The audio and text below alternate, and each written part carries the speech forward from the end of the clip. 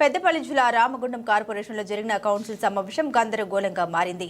ఎప్పటికప్పుడు జరగాల్సిన కౌన్సిల్ సమావేశం పాలకుల ఇష్టారాజ్యంతో జరుగుతుందని ప్రతిపక్ష కార్పొరేటర్లు ఆరోపిస్తున్నారు. ఈ నేపథ్యంలో ఈరోజు ప్రారంభమైన కౌన్సిల్ సమావేశం ఆద్యాంతం ఆటంకాలతో కొనసాగింది. ముందుగా కౌన్సిల్ సమావేశాలకు మీడియాను అనుమతించిన అధికారులు కొద్దిసేపు అయిన తర్వాత పాత్రికేయుల్ని బయటకు పంపించి సమావేశం కొనసాగించారు.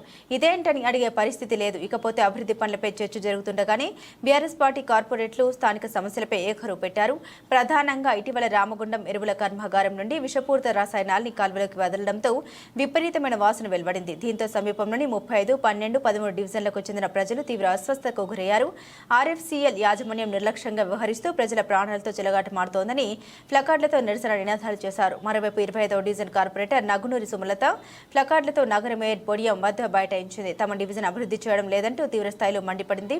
ఎప్పటికప్పుడు అభివృద్ధి విషయంలో ఎమ్మెల్యే రాజు ఠాకూర్తో చర్చించి అభివృద్ధి చేస్తున్నామని నగర మేయర్ డాక్టర్ బంగి అనిల్ కుమార్ హామీ ఇచ్చారు. ఎరువుల కర్మాగారం నుండి వెలువడే విష రసాయనాల విషయంలో యాజమాన్యంతో మాట్లాడి ఇకపై సమస్య రాకుండా చేస్తామన్నారు. ఈ విషయంలో స్థానిక పోలీస్ స్టేషన్లో ఫిర్యాదు చేశామని తెలిపారు. ప్రజలకు ఎలాంటి ఇబ్బందులైనా ఊరుకునేదే లేదని ఎమ్మెల్యే సూచించినట్లు తెలిపారు.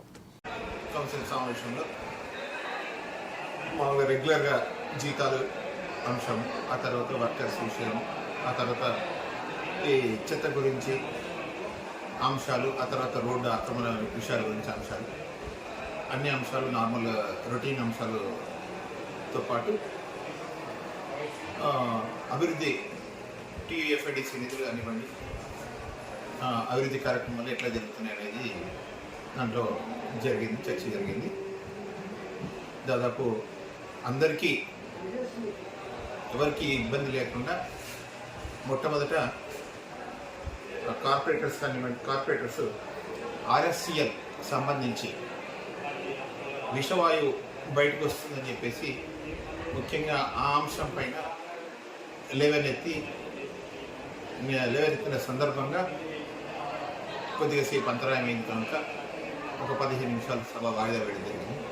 ఆర్ఎఫ్సీఎల్ గురించి, విషవాయువుల గురించి ఆల్రెడీ ఎమ్మెల్యే గారు మక్కాల్ సింగ్ రాజశేఖర్ గారు ఇమ్మీడియట్గా అదే రోజు ఆదేశాల మేరకు నేను, కమిషనర్ గారు డైరెక్ట్గా ఆర్ఎఫ్సీఎల్కి వెళ్ళి ఆర్ఎఫ్సీఎల్ మేనేజ్మెంట్తో మాట్లాడి, ఆర్ఎఫ్సీఎల్ అక్కడ ఎక్కడైతే విషయాలు వస్తున్నా అక్కడ ప్రజలతో మాట్లాడి, ఆ కార్యక్రమం ప్రజలతో మాట్లాడి అక్కడ ఇమ్మీడియట్గా ఆ ప్రాబ్లమ్ సాల్వ్ చేసినాము.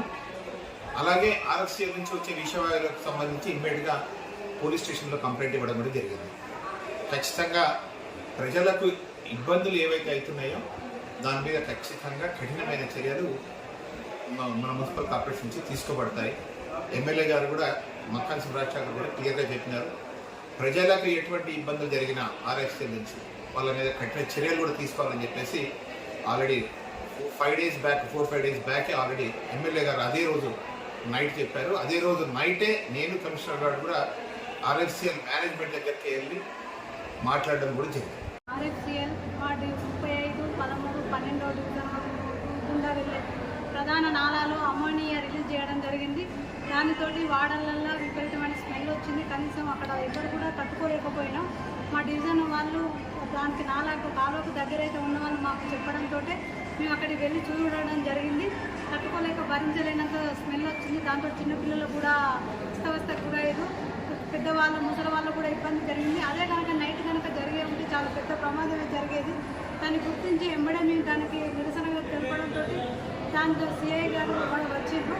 దాన్ని ల్యాబ్ వాళ్ళు కూడా వచ్చిండ్రు. ఆ వాటర్ తీసుకొని పోయిండ్రు. అయితే ఉన్న ఆర్ఎఫ్సీఎల్ కర్మాగారం నుండి వాళ్ళు ప్రజల ప్రాణాలతోటి చెలగాటమాడుతున్నారు. వాళ్ళ ఉత్పాదనే ధ్యేయంగా పెట్టుకొని ప్రజల ప్రాణాలను సైతం లెక్క చేయకుండా ఆ ఫ్యాక్టరీ నుండి ఏదైతే అమోనియం వ్యర్థాలు వస్తున్నాయో వాటిని మాకు 12, 13, 35 డివిజన్ ప్రభావిత డివిజన్ కాబట్టి మేము డ్రైనేజ్లో వ్యర్థాలు కలవడం వల్ల ప్రజలు అనారోగ్యాలకు గురవుతున్నారు. శ్వాసకోశ సంబంధిత వ్యాధులు వస్తున్నాయి. కాబట్టి వెంటనే తగిన చర్యలు తీసుకోవాలని ఆర్ఎఫ్సీఎల్ యాజమాన్యాన్ని కోరుతున్నాం. లేదంటే పెద్ద ఎత్తున మా ప్రభావిత డివిజన్స్ ఏవైతే ఉన్నాయో పెద్ద ఎత్తున ఆందోళన కార్యక్రమాలు చేపడతామని తెలియజేస్తున్నాము. ఏదైతే ఆర్ఎఫ్సీఎల్ ఫ్యాక్టరీని వ్యర్థమైనటువంటి నీరు, అమోనియా వాటర్ మా ప్రధాన నాల నుండి వెళ్తూ అక్కడున్న చుట్టుపక్కల ప్రాంతాల ప్రజలు ఏదైతే 35వ డివిజను, 13వ డివిజను, 12వ డివిజన్ ప్రజలు తీవ్రమైన అసౌకర్యానికి గురై అస్వస్థతకు గురైన సంఘటన ఈ రామగుండం పారిశ్రామిక ప్రాంత ప్రజలందరికీ తెలిసిందే. ఆ రోజు మేమందరం కూడా కార్పొరేటర్లుగా స్పందించి జిల్లా కలెక్టర్ గారికి మరియు కమిషనర్ గారికి పోలీసు ఉన్నతాధికారులకు సమాచారం చేయాల్సిన వెంటనే వారు వచ్చి పరిశీలించడం జరిగింది. అట్లాగే పొల్యూషన్ కంట్రోల్ బోర్డు ఏదైతే ఉందో దాని మీద నిర్లక్ష్యం చేస్తూ ఆర్ఎఫ్సిఎల్ యాజమాన్యానికి వత్తాసు పలకడం జరుగుతున్నది. వాళ్ళు 0 లెవెల్ లిక్విడ్ ఏదైతే లోపల ఫిల్టర్ చేసి బయటికి పంపాల్సిన అవసరం ఉండే అది గతంలో మా మాజీ ఎమ్మెల్యే గారు కోరకండి చంద్ర గారి నాయకత్వంలో అప్పుడు పొల్యూషన్ కంట్రోల్ బోర్డుకి కంప్లైంట్ చేస్తే ఆ ఫ్యాక్టరీ మూసేస్తామని చెప్పి వాళ్ళు చెప్పడంతో ఫ్యాక్టరీ యాజమాన్యం దిగివచ్చి అప్పుడు హామీ ఇవ్వడం జరిగింది. ఏదైతే పొల్యూషన్ ఉన్నటువంటి వాటర్ను మేము డైరెక్ట్ గోదావరిలో కలవకుండా నాలాగుండా వెళ్లకుండా చూస్తామని చెప్పి వాళ్ళు మాట ఇవ్వడం జరిగింది.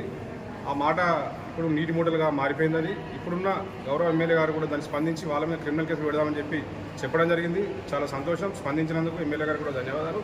అట్లాగే ఆర్ఎఫ్సిఎల్ యాజమాన్యం ఏదైతే ఒండి వైఖరితో అవలంబిస్తుందో అట్లా ఇక ముందు జరిగితే కూడా మేము తప్పకుండా ఫ్యాక్టరీ ఎదుట పోయి ధర్నా చేసి ఆందోళన చేస్తామని చెప్పి హెచ్చరిస్తా ఉన్నాం.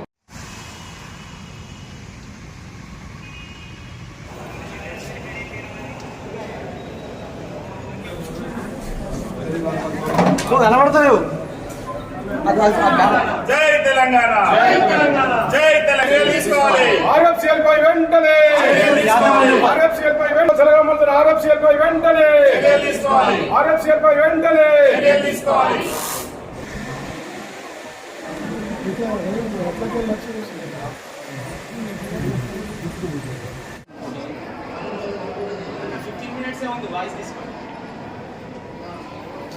కొంచెం కనబడేది ప్రశ్నిస్తా ఉన్నారు. మరి ఇప్పటికైనా స్పందించి చేయాలని